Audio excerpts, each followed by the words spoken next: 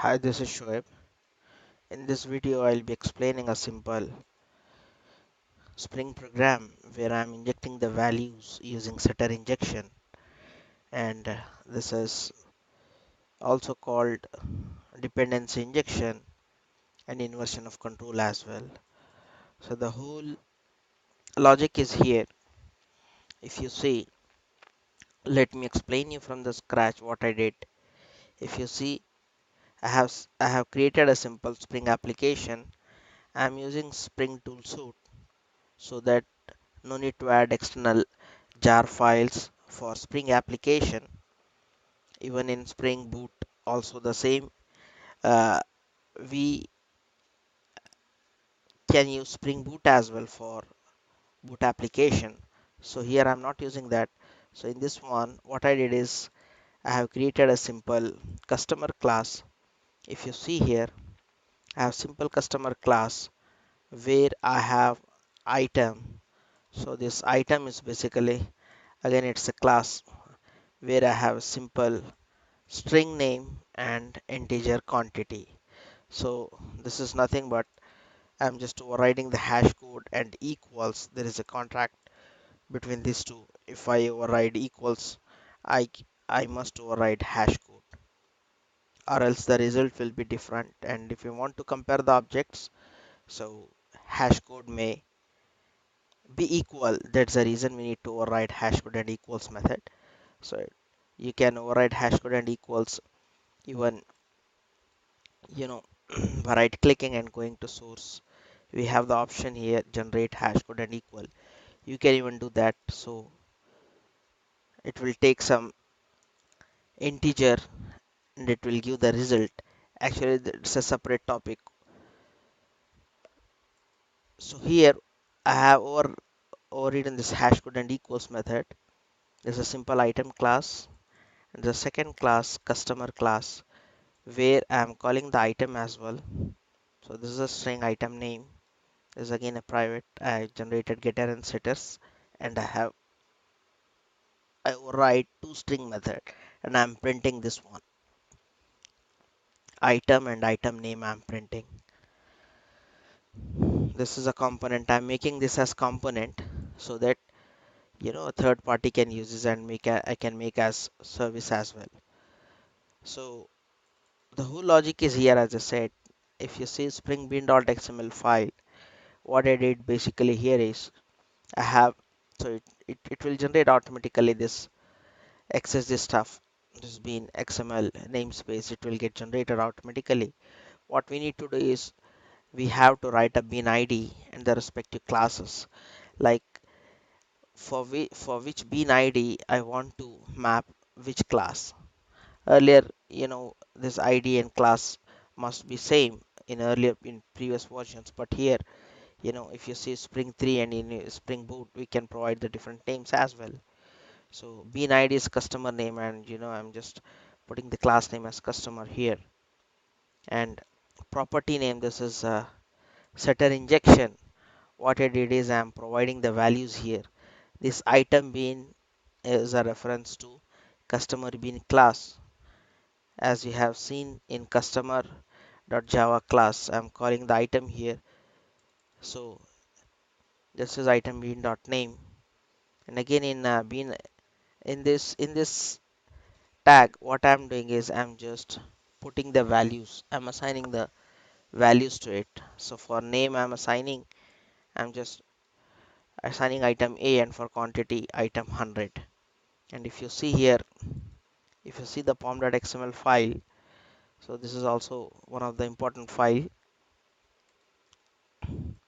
I'm using version 3.0.5.release, and these are my dependencies, Spring 3 dependencies.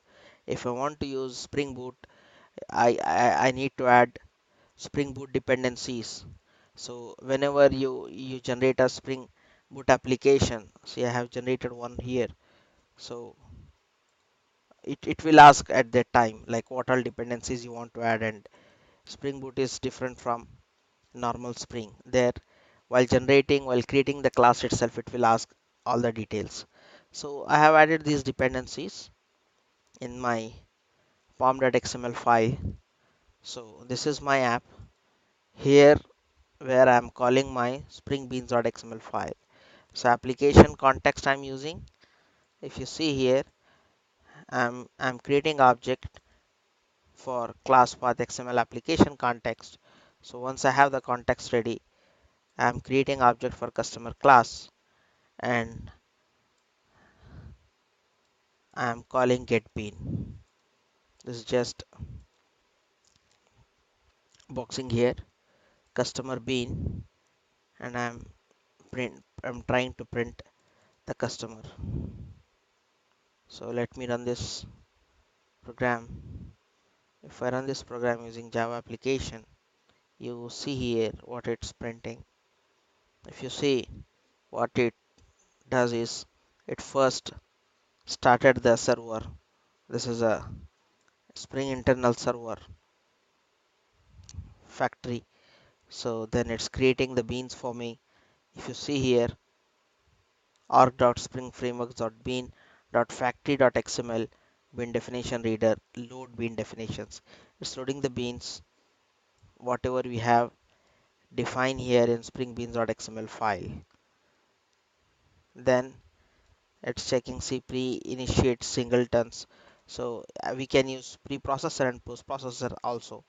So it will check for that. Then it's printing whatever I have put in toString method of customer class. If you see here in my toString I'm printing item. So here you see the item equals to item. This is item actually. So name, this is where I'm printing name equals to, if you see here, item A and quantity equals to 100. Then again item name equals to item A. So here it's building the item and it's setting the values. So this is all about setter injection. If you want to check that, you can download the sample app. Even you can write your own code and you can check. So these are the annotations which are not mandatory, these are optionals. And if I want to make component for my bean, I can use at the rate component annotation. So this is a test program for my simple app. So here what I did is I'm using JUnit framework for that, which extends test case. Here if you see, this is my app test constructor. I'm just providing the super for that. So this is a main method actually, test app. I'm returning a set true. If it's execute properly, if it's execute successfully, it will return me green or else it fails. If you see here, I'm running it as JUnit test. You can find this is working. So like this we can configure a number of things. Even we can use Power Mockito if you are calling any if I'm calling any service and if I want to mock any layer, for example from controller if I want to mock service layer, or from service if I want to mock DAO layer, I can use Power Mockito as well. Thanks a lot for watching my video.